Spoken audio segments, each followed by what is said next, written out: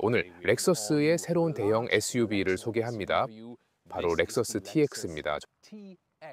저도 오늘 처음 보는 모델인데요. 과연 이 차가 렉서스 SUV 라인업 중 어느 위치인지 경쟁 모델 대비 평가는 어떨까요? 메르세데스 GLS 또는 BMW X7과 비교하면 말이죠. 오토센스와 함께 한번 알아볼까요? 4K 화질과 전체 화면으로 끝까지 렛츠고! 그리고 저 풍경도 보세요. 여기는 캘리포니아의 조슈아 트리 국립공원 외곽입니다. 정말 아름다워요. 먼저 여기 전면을 볼까요? 거의 기차가 다가오는 것처럼 보이는데 제 눈에만 그런가요? 그리고 여기 윗 부분의 헤드램프는 사무라이 검이 그려진 것처럼 정말 멋지네요. 다른 렉서스 디자인 언어와도 잘 어울린다고 생각합니다. 그럼 렉서스 SUV 라인업 중 어디에 위치할까요? 이건 사실 렉서스 RX L의 후속 모델입니다. 아시다시피 SUV인 RX가 있죠. 최근에 신형도 보여드렸고요. RX L은 3열이 더 긴 버전이었지만 휠베이스의 길이가 같아서 의미가 없었죠. 이제 휠베이스가 더 길어져 3열이 장착된 이 모델은 렉서스의 패밀리 SUV와 비슷하며 앞서 말했듯이 메르세데스 GLS나 BMW X7과 경쟁합니다. 그리고 이 차는 일종의 크로스오버 SUV 포지션입니다. 렉서스 GX와 LX는 대형 SUV로 더 많은 오프로드 기능을 갖추고 있죠.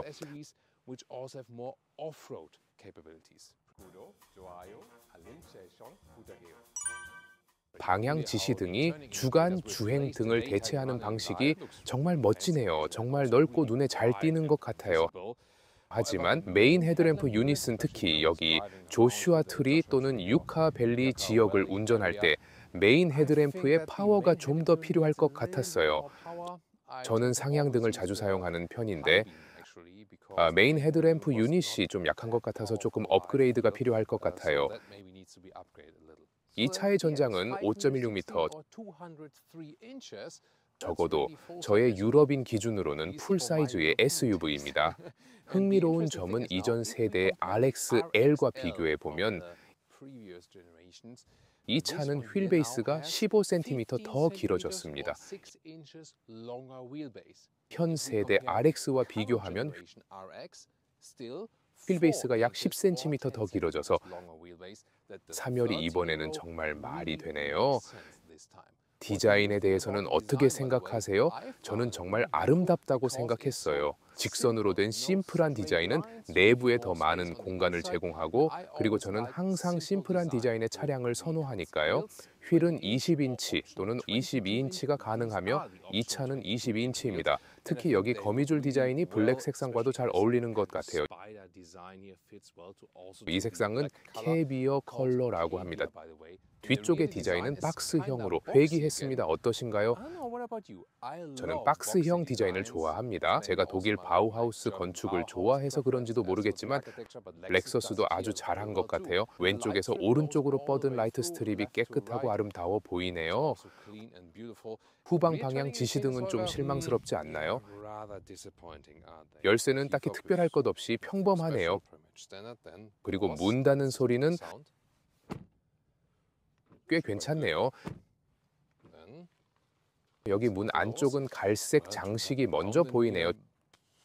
취향의 문제일 것 같아요. 이건 옵션인 마크 N 레빈슨 사운드 시스템입니다. 이따가 테스트해보죠. 문은 여기서 버튼으로 열 수 있습니다. 여길 이렇게 누르면 되는데 전자식 개폐 방식이죠. 그리고 만약 수동으로 필요하다면 여기를 2번 당기면 됩니다.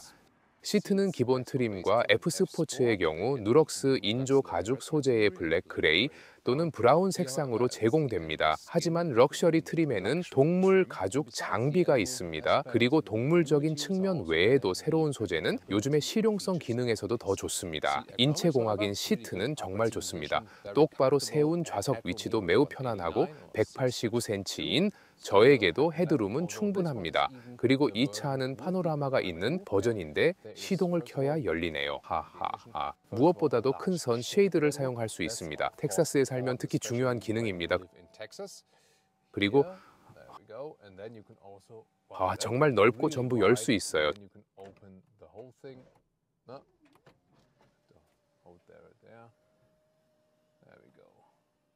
정말 멋지네요. 그리고 저희는 고속도로에서도 테스트 중입니다. 시속 90km로 1시간은 운전하기에 정말 괜찮습니다. 별로 시끄럽지 않아요. 하지만 시속 100km를 넘으면 소음 때문에 닫아야 하겠지만 다른 파노라마 루프는 너무 시끄러워서 대부분 훨씬 일찍 닫아야 하기 때문에 전반적으로 좋은 결과라고 생각합니다. 내부 운전석을 살펴보면 정말 좋네요. 극세사로 된 부분도 있어요. 여기 그리고 여기도 촉감이 부드럽습니다. USB-C 충전 포트, 그리고 스티어링 휠 조정은 전동식입니다. 조용하고 아주 빠르네요. 좋아요. 12.3인치 디지털 계기판이 있고 헤드업 디스플레이와 함께 테크팩으로 되어 있죠. 그리고 오른쪽에 14인치 화면이 있습니다. 이것은 매우 흥미로운데요. 디스플레이 화면을 사용하지만 기본적으로 화면을 제어하는 물리적 요소를 추가하여 디지털과 수동 사용자 인터페이스가 혼합되어 있습니다. 멋지네요. 이런 솔루션 어떠신가요? 새로운 렉서스 모델들과 포드 머스탱 마하 2에도 사용되고 있습니다. 여기서 열선 스티어링 휠이나 열선 시트나 냉방 시트 작동이 가능하지만 온도 감지 기능을 사용해서 자동으로 작동할 수도 있습니다. 그리고 이것은 드라이브 모드와 같은 차량 설정입니다. 스포츠 모드로 더 강력한 주행을 할 수도 있죠. 애플 카플레이, 안드로이드 오토 모두 유무선으로 가능하고 마크 앤 레빈슨 사운드 시스템을 살펴볼까요? 사실 꽤 멋지긴 한데 정확히 말하면 정말 조용할 땐 아니지만 큰 소리의 음악을 틀면 이 시스템의 대단함을 알 수 있어요. 스티어링 휠의 실제 버튼, 여기는 무선 충전 패드인데요. 냉각 기능은 없지만 앞으로 밀면 더 많은 수납 공간이 생깁니다. 컵홀더는 어댑티브 방식인데 정말 크네요. 그리고 잠금을 해제하고 꺼내면 엄청난 공간이 생깁니다. 가운데 암레스트는 정말 푹신하고 분할된 입구를 열면 밑에도 공간이 많네요. 저와 같은 키가 큰 운전자가 운전할 때도 여전히 어느 정도의 레그룸은 남아있지만 뒷좌석의 높이가 높아서 아이들에게 적합합니다. 아이들이 떨어져 있다고 느끼지 않을 거예요. 어른이 앉으면 꽤 높은 곳에 앉아 있다는 느낌이 들어요. 그래도 여전히 헤드룸은 여유가 있습니다. 게다가 이 좌석을 이렇게 움직일 수 있어요. 6대4 분할로 나뉘는 거죠. 이쪽에서도 똑같이 할 수 있습니다. 여기 이 레버로 앞, 뒤로 이제 곧 3열 좌석으로 이동해 볼게요. 여기에도 어댑티브 컵홀더가 있습니다. 여기 뒷좌석도 정말 편하네요. USB-C 충전 포트와 온도 조절 장치도 있습니다. 이제 저는 3열 좌석에 앉을 텐데요. 이 순간에는 이런 댓글이 있더라고요. 토마스가 세 번째 좌석에 앉고 있어요. 이제 문제는 실내를 더럽히지 않으려면 신발을 어떻게 해야 할까요? 이 자세로는 사실 불가능해요. 그러니 차라리 신발을 벗는 게 좋을 것 같아요. 자, 이제 문을 닫을까요? 자, 우선 여기 꽤 아늑한데요. 심지어 헤드룸도 여유 있어요. 아, 여기 컨트롤도 가능하네요. 오, 와우, 멋지네요. 하지만 가장 문제는 레그룸일 것 같은데요. 먼저 뒷좌석이 완전히 뒤에 있잖아요.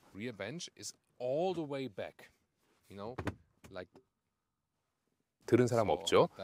이렇게 2열 벤치를 완전히 뒤로 젖히면 당연히 레그룸이 없습니다. 하지만 벤치를 조금 앞으로 밀 수 있어요. 그럼 레그룸에 여유가 좀 생길 겨 같은데요. 그래서 정확히 말하자면 키가 큰 어른들에게 적합하다고 말할 수는 없겠지만 짧은 여행이라면 키가 큰 어른 15명이 앉을 수 있을 것 같습니다. 대부분의 승객이 이용할 수 있는 7인승은 이렇게 두 가지 가능성이 있다는 것을 기억하세요. 그리고 또한 6인승을 선택해서 2열에 2개의 캡틴 시트 세트를 설치할 수도 있죠.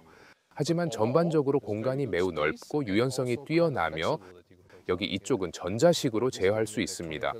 좌석 뒤쪽에는 접이식 메커니즘이 있어서 잠금을 해제할 수 있습니다. 그리고 간단하지만 유용한 기능이죠. 정말 넓게 열리는 매뉴얼 뒷좌석용 쉐이드입니다. 이제 트렁크를 확인해 볼까요? 3열 뒤쪽 공간은 570리터, 그리고 폭이 130cm로 굉장히 넓습니다. 정말 놀랍네요. 모든 좌석 열을 위로 올리면 짐도 수납할 수도 있습니다. 그리고 실용적인 기능도 있는데요. 여기 이 버튼을 올리면 좌석이 위로 올라오고 아래로 내리면 내려갑니다. 곧 부딪힐 것 같은데요. 바로 이 순간에 머리 받침대가 떨어지네요. 힝 속았지? 이것은 전자식이며 전부 확장하면 1630리터입니다.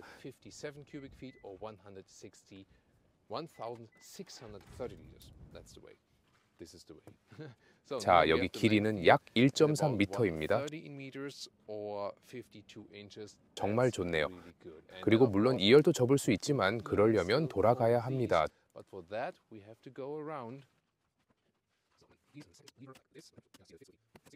됐네요. 이렇게 하면 최대 설정입니다. 그리고 견인 능력은 최대 2.2톤입니다. 그리고 여기 트렁크에 엄청난 폭을 볼 수 있습니다. 3열 좌석을 올려도 기본적으로 레아가 거기에 들어갈 수 있고 촬영 사이에 좀 쉴 수 있죠. 제가 가장 흥미로웠던 것 중 하나는 가격인데요. TX350의 엔트리 레벨 엔진은 $55,000입니다. RS보다 $3,000 더 비싸지만 훨씬 더 고급스러운 차량을 얻을 수 있는 거죠. 심지어 벤츠 GLS나 BMW X7의 절반 가격이라니 놀랍지 않나요? 여기 350 모델은 2.4리터 터보 가솔린 엔진으로 275마력입니다. 제로백은 약 7초입니다. 4기통이고 제 생각엔 이 정도면 충분한 것 같습니다. 전륜 구동 또는 옵션으로 전기 사륜 구동을 선택할 수 있으며 또는 이 기본 엔진인 2.4리터 4기통 터보에 내장 하이브리드 시스템인 500H를 선택할 수도 있습니다. 그러면 이제 연비가 조금 더 좋아지지만 가격이 상승하죠. 대신에 전기 사륜 구동이 기본으로 제공됩니다. 그리고 3.5리터 V6 플러그인 하이브리드와 자연 흡기 V6도 있습니다. 사실 가장 강력한 모델이지만 가격도 가장 높습니다. 총 18kWh의 배터리가 내장되어 순수 전기 주행 가능 거리는 50km 정도입니다. 여기 이 차량은 풀 옵션 모델인데요. $65,000로 물론 기본 가격보다 비싸지만 여전히 경쟁 모델, 그리고 RX와 비교하면 상당히 좋은 선택 같은데 어떻게 생각하세요?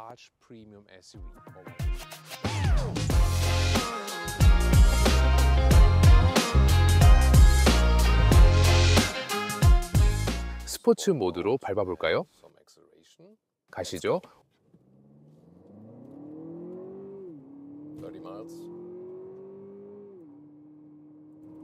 뿅 100km입니다. 꽤 괜찮은데요. 꽤 빠른 것 같아요. 그리고 스포츠 모드를 사용하면은 차량이 정말 부스트되고 RPM이 더 높아지는 것도 들으셨죠? 여기 인포테인먼트 시스템에서 전환할 수 있습니다. 평소에는 그렇게 하지 말고 그냥 일반 모드로 운전하세요. 하지만 설정하면 여러분은 필요한 모든 힘을 얻게 됩니다.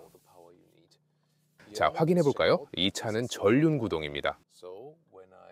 코너에서 급가속을 하면 약간 모래가 있어서 타이어가 접지력을 확보해야 하죠. 하지만 스티어링은 전체적으로 꽤 차분해서 코너에서 가속하는 동안에도 스티어링이 급하게 움직이지 않았습니다. 물론 스포티한 면은 이 차량의 강점은 아닙니다. 진짜 강점은 편안함입니다. 게다가 스티어링은 꽤 직접적입니다.